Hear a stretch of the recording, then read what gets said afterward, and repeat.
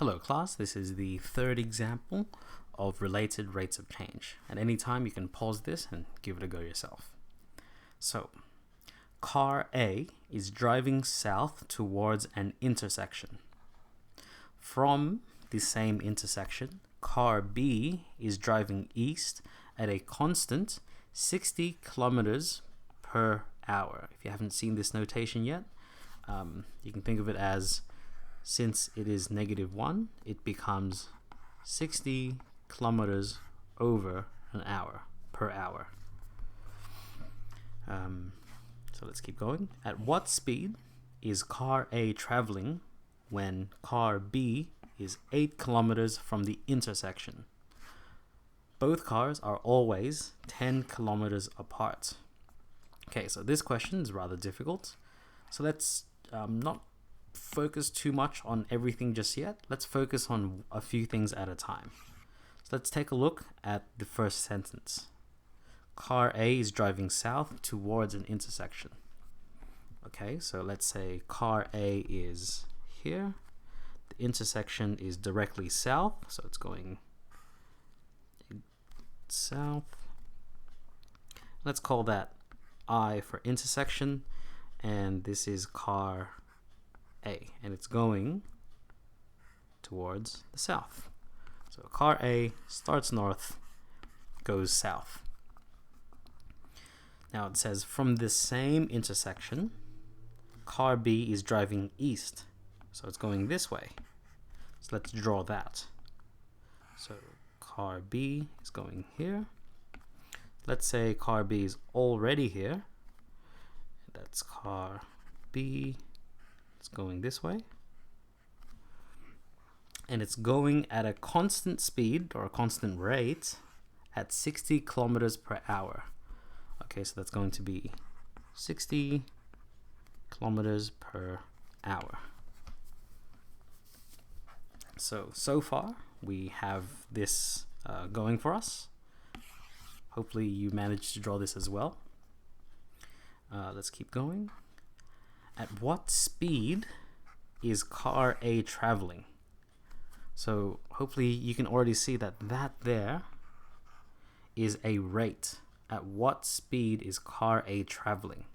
So what we are actually looking for, what we want to look for, is some speed. So d something over dt. Now, just to make things simple, just because A is going north and south, that is the y-axis. So we're looking for dy on dt. So that's what we want. Okay, so at what speed is the car traveling? So that's what we want.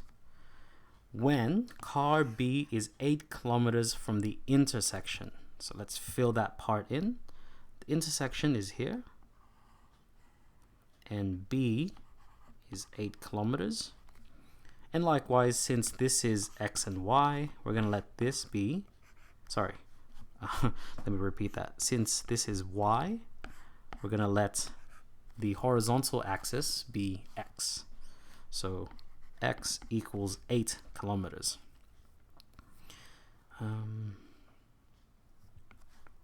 Now it also says that both cars are always 10 kilometers apart. Okay, so that's going to mean that if we were to join these two dots like so, that length is going to be always 10 kilometers. Let's work with what else we have here.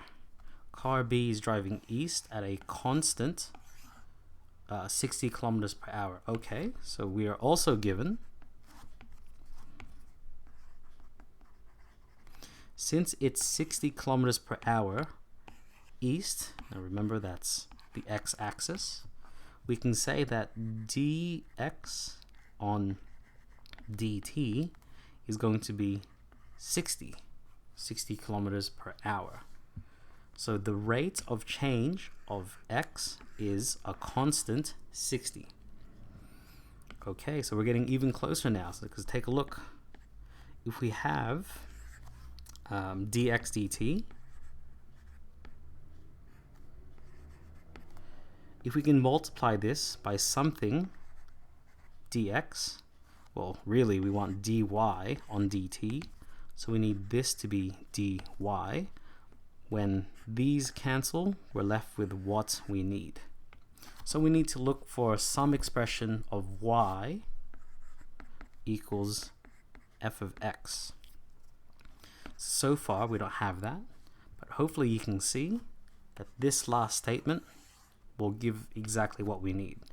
Since both cars are always 10 kilometers apart, okay, so let's say that this once again is some distance of y, and this is some distance of x. So we can say that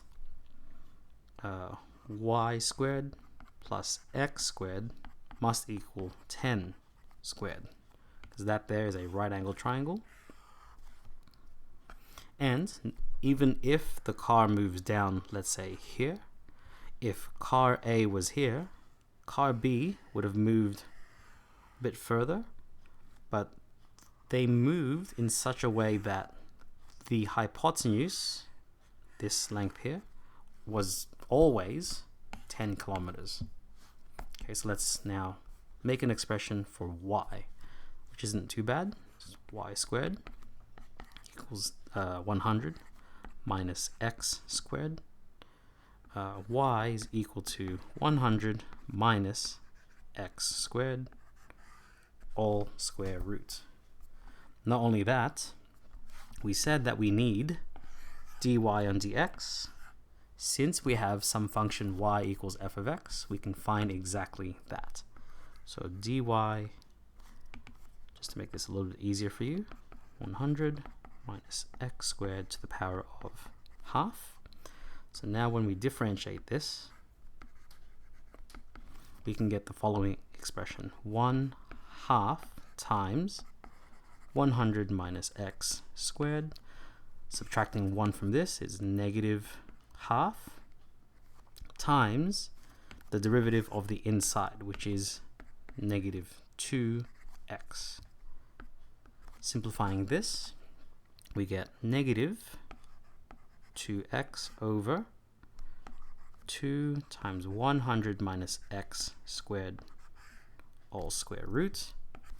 The 2's cancel, so we have dy on dx equaling x all over 100 minus x squared, all square root. So now we have dy on dx. So we have dy dx, and we've been given dx dt. So we can now find it. Dy on dx equals dx dt, which is 60, times dy dx, which is what we just found here. Let's just make that nice and easy by copying it. And there we have it. Oh, my mistake. Not dy dx, dy dt is what we were looking for. Well, that's nice and simple. That's going to be 60x all over 100 minus x squared, all square root. So we now have the rate of change of y against time. But what we need is, at what speed is car A, as in exactly what we're looking for, when car B is 8 kilometers away?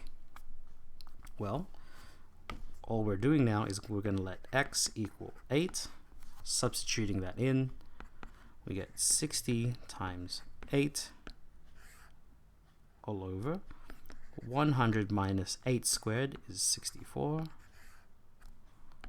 I'm just plugging everything into my calculator. 68 over square root 100 minus 64.